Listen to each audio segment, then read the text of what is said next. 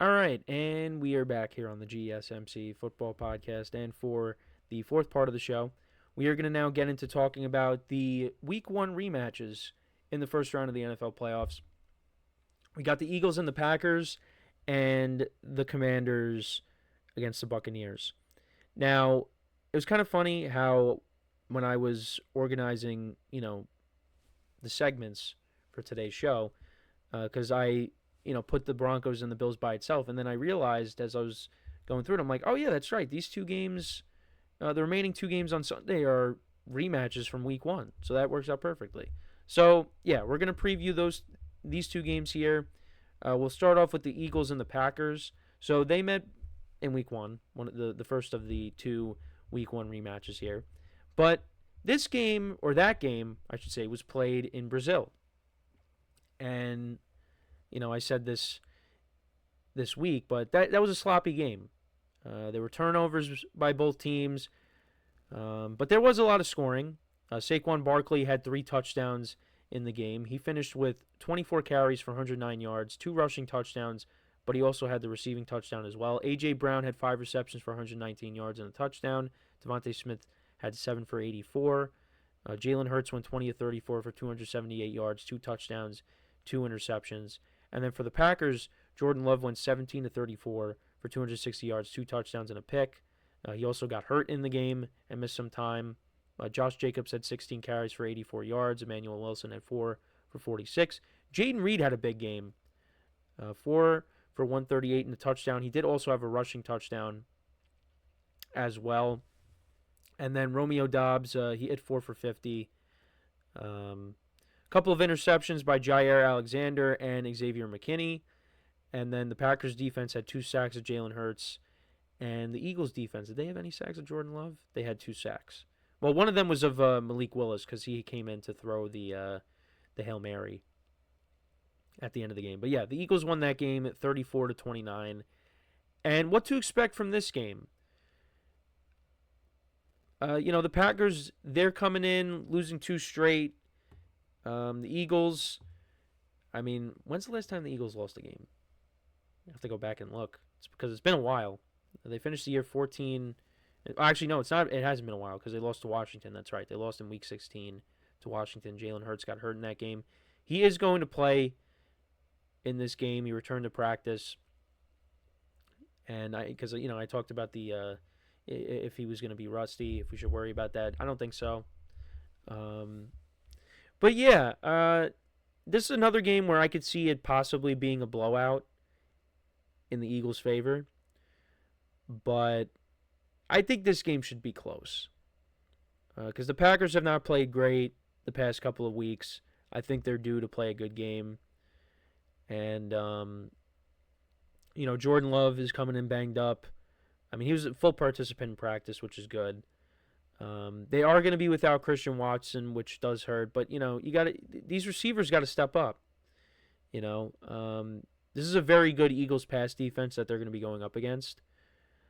But, someone's going to have to step up. Romeo Doubs had a good playoff game last year against the Cowboys. Jaden Reed, Dontavian Wicks, the tight ends, Musgrave and Tucker Kraft, they're going to have to be utilized. The Packers, what they tried to do in the Vikings game is they really just, were trying to, establish the run with Josh Jacobs. And Josh Jacobs has had a great year. He's been solid. But, you can't be trying to establish the run when you're down by multiple scores. They got to get this passing game going. And now I sound like when I was talking about the Eagles not too long ago about their passing game and getting that going. But they're fine. The Packers defense is going to have their hands full because they're going to be going up against Saquon Barkley. And Saquon Barkley had a season for the ages. He was 100 yards short of breaking Eric Dickerson's single-season rushing record. And, of course, you got, Devontae Smith and A.J. Brown that he got to deal with. And it's going to be tougher this time around. Now, A.J. Brown did have a touchdown in the first game, like I said, and that was with Jair Alexander. Now they don't have him in this game. He's out for the year. So, Packers are coming in banged up on defense, a little banged up on offense as well. So, yeah, I don't like how they're coming in. Now, yeah, Jalen Hurts hasn't played in a bit, but I don't really think that's going to be a factor. I think, he plays well against the Eagles or against the Packers usually. This year and uh, when they met back in 2022, they played also. That was a shootout. That was back when Aaron Rodgers was a starter. But actually, Aaron Rodgers got hurt in that game, and then Jordan Love came in and he threw a touchdown pass to Christian Watson. So, but yeah, the Eagles put up like 40 points in that game. So, yeah, no, but the Eagles defense, I don't think they're going to be giving up as many points as they did the previous matchup. This Eagles defense is pretty good. They got two young corners. They're up there for defensive rookie of the year in Cooper DeJean and Mitchell. So, yeah, no, we'll see how that all goes. But yeah, I do lean towards the Eagles in this game. I think they're the better team. They're the healthier team right now. Defensively, the Eagles are second against the pass. Both teams are top 10 against the run.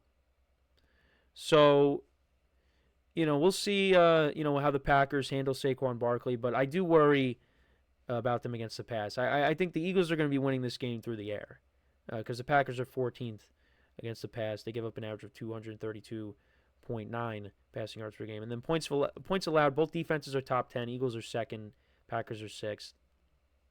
Both teams are top 10 in rushing yards per game and in points per game. Passing yards per game, the Eagles are actually 30th. Packers are 16th.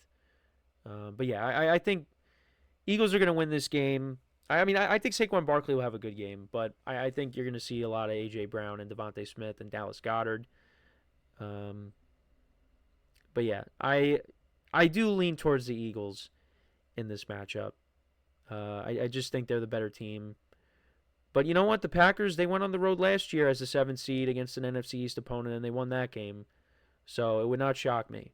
I obviously would like to see the Packers win because, being a Giant fan, but I just think the Eagles are the better team. That's just what it comes down to. But we'll see what happens. It should be a good game. I think I did take the Packers with the points in my spread pool, but I don't know. Subject to change. And then we move on to the night game. This is also the second of the Week 1 rematches. And unlike the first one, which was played in a different location, this will be played in the same location. This will be played in Tampa, Florida, between the Washington Commanders and the Tampa Bay Buccaneers. Washington is a 3-point underdog. Jane Daniels, what a year he had. He actually was the leading rusher as well for the Commanders. So yeah, he had 3,500 yards passing, 25 touchdowns, 9 picks, 891 rushing yards, 6 rushing touchdowns. Terry McLaurin had over 1,000 yards. He had 13 touchdowns this year. He found his quarterback. And then Baker Mayfield, he also had a good year.